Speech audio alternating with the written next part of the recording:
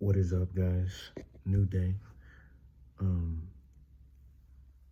I practiced assuming the feeling of the wish fulfilled, and I got it down to a certain degree. But one thing I know I can do is to sustain that feeling of the wish fulfilled for a long duration, long time. There's no need to recap yesterday because nothing was wrong with yesterday. But what I can do today is I can stay in the feeling of the wish fulfilled longer, right? And also, one thing I want to do as well is I don't want to just have the realization of the thing. I want it to be a joyful realization. That's one thing that I want to do as well. So I want my heart to be like either simmering with joy or pouring out joy. One or the other. Simmering with joy is easier. It's just a little tingle feeling of the realized wish, the new self. Pouring out joy, I guess it's just as easy. Yeah, it could be just as easy. You just have to align yourself with it.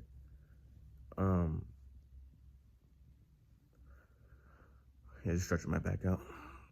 What else? Today, the same usual routine. Shower, gym, shower, meditation, or yoga, pranayama, meditation, food, reading, law of assumption, or feeling of the wish fulfilled, getting into a drowsy hypnotic state, finishing the kitchen island. And then, today's focus is to remain relaxed, to remain calm, cool, collected, to remain in a very drowsy hypnotic state. I'm still able to do my activities of the day, but to remain in a drowsy state and assume the feeling of the wish fulfilled. Neville said there's multiple ways to go about it. You can, if you wanna wake up in a dimensionally larger world, basically to wake up in the fourth dimension, he said that you have to assume the feeling of he says you have to pick an image that you would want, pick a certain scene that you would want to see manifested where your goal to be realized. So I'd have to create a scene. I haven't been doing a scene, I've just been feeling the wish fulfilled. But a scene is if you want to wake up in a dimensionally larger world. And he says that you pick the scene and you keep replaying the scene, specifically one moment of the scene that you can replay. He says that works best. He found that usually works best. And you keep replaying that scene until it takes on the tones of reality. So it has to be just one-to-one with reality. And then you fall into sleep. So you take that scene that you keep repeating, and then it becomes really, really real, just like reality, and you take it into sleep. And if you do that, then you wake up in that world. And then once you're there, you have full control over the reality that you want to see manifested. So right now, things are going to happen today that were already predestined to happen today. They can change based on the way I feel. But right now, things are in motion because of the assumptions that I've chose for the nighttime. So unless full control is handled, then you won't be able to change the day's events, but you can change the way you react to them, which is still freedom at the end of the day. And if you change the way you react to them, then you change them. So, but what else? Yeah, so just a couple things to practice. I'm about to just read a couple chapters, then practice some more. Law of assumption. I'm not too sure if I should create a scene, or I'm kind of having fun with the law of assumption. I feel good about it, practicing that, because I kind of want to be surprised. Like, I want the feeling of the wish fulfilled. Like, that the goal I want, I have it. The person, But in terms of how it happens, I want to be surprised. Like, I want to see what the events that are going to arise. One thing that my mind is saying, which is a fearful thought, is saying that, like, okay, but what if something bad happens? Like not like that, but like, what if, like, failure happens? And this, the thing is, like, you know, you might be encountered with so-called failure, like something that might look completely like it has nothing to do with your goal. But that's just the reality, moving and warping and testing your assumption. You have to stay in your assumption all the time, no matter what happens.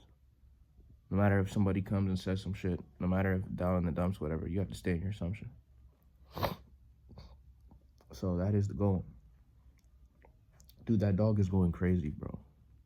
I had to say it, bro. That dog's going crazy. She gotta chill out. She gotta chill. Nothing's gonna happen to her. She's fine. She's okay. You okay? You okay? She's crying. But, she's really sad.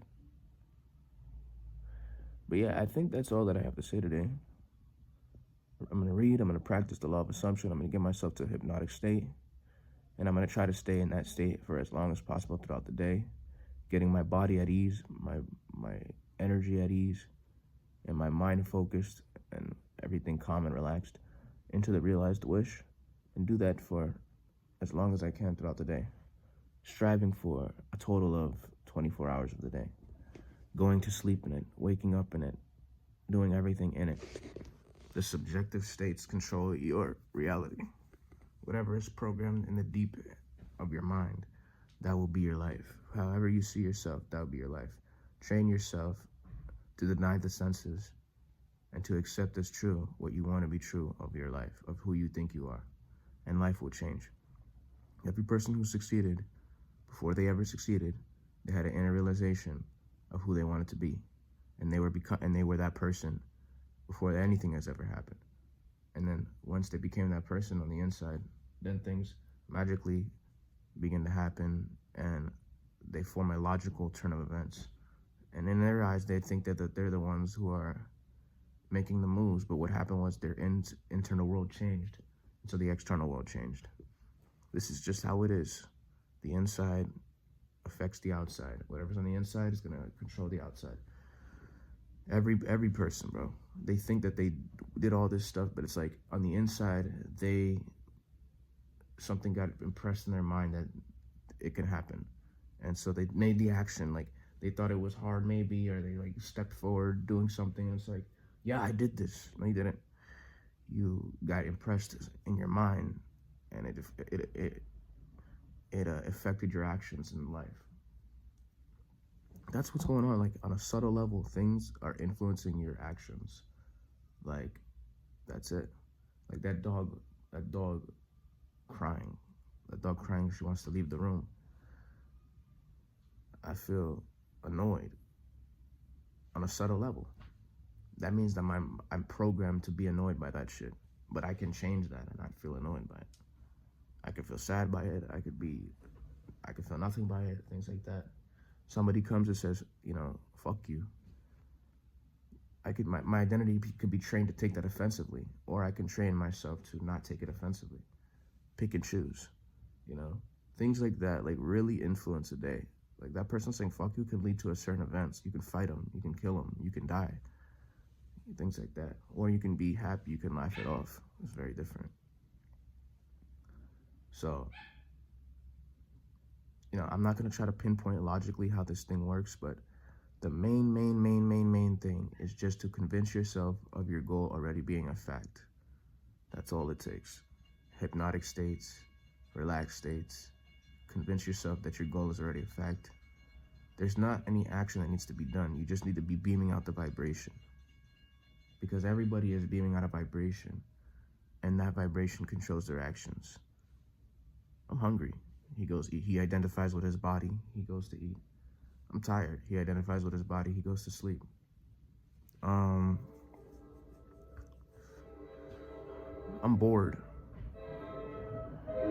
So whatever he's identified with that makes him happy, he goes and does that. You know, these types of things. But there's bigger things to identify yourself with consciously that you can control. We're gonna keep messing around with this, and yeah, that's the end of this clip. Yeah, I already said everything I need to say. So I ended up watching a boxing fight. I don't know if you can hear me through these headphones, but I ended up watching a boxing fight, and it was a good fight. I just watched boxing today and fighting. I watched UFC. I watched Israel Adesanya lose. Then I watched Aiden Ross's boxing event, Brand Risk. Then I watched David Morrell versus Benavidez, and I watched David Morrell lose. Which means I wanted Izzy to win, and I did want David Morrell to win. But props to David Benavidez. He won. He was the better fighter. More weapons, more tools, better defense. Morrell is more athletic. That's about it. More athletic, and he has skill. And he can be imposing sometimes. But, yeah, he's got that fire. But Benavidez just had the tools, man. He just walked them down, absorbing the punches very easily. Pretty well, like, and David Benavidez said that he doesn't punch that hard. I think that's just because his defense was really good. David Benavidez's defense was really good, so the punches weren't able to get through that well. But that was a good fight. I want to see that rematch in the future. David Benavidez deserves it. He deserves to fight for the belt after Bivol, and it better be a fight. He deserves it, 100%. He's ready. Morrell's not ready yet. But when Morrell gets ready, I want to see that rematch in the future. Hopefully, I don't think Benavidez is the type to run away. He's an old school fighter. He's not like Canelo, where Canelo kind of pick and chooses, or Floyd. Benavidez will definitely give Morrell the chance to rematch if Morrell deserves it, for sure. But in terms of the habits that I've been doing, well, it is late. It's almost 1 a.m. It's 12:51. I usually go to sleep around 9, so I'm way past my bedtime. But what I'm gonna do is I'm gonna upload this video on YouTube, export it to CapCut, export it to YouTube. Then once I'm done uploading it, scheduling it for tomorrow at 3 p.m., I'm gonna pop a melatonin. I'm gonna read a chapter of Neville Goddard, and I'm gonna get off all technology and read the chapter, and get off all technology, then read a chapter, then contemplate the chapter, then apply the chapter's teachings, apply the whole teachings that I've been learning. And tomorrow's another day, and tomorrow tomorrow I have a good day, and tomorrow I have a focused day. No events coming up till the 22nd or something, which is better be if, oh no, there's a UFC event, but I'm not that big on it. I might watch it, but I'm not so huge on it. We'll see when we get there. But after that, I definitely want to see Bivol versus Beterbiev, Shakur versus Floyd Schofield, and Daniel Dubois versus one of the boxers. I think I forgot his name, but that's gonna be good. I want to see that for sure. I missed the first Bivol fight, so I can't miss this next one. And yeah, I have to practice the law of assumption, practice changing my inner realizations. Today was a splurge day. Saturday, like, watched all the events today. These things don't happen once in a lifetime, so I indulged in them. And tomorrow's goal is to go to the gym, do cardio. Tomorrow I want to do cardio. I want to do a lot of cardio tomorrow. And after that, I want to get this law of assumption thing down. I want to get this visualization thing down. So I'm going to practice a lot with that. Trying to get to the deep states, deep focused, deep realization of my goal. Experience my goal here now. And just keep reading. I want to read tomorrow. I want to read some Neville Goddard. I want to practice my law of assumption, my visualization. And that's kind of what I want to do tomorrow. Nothing else really to do tomorrow.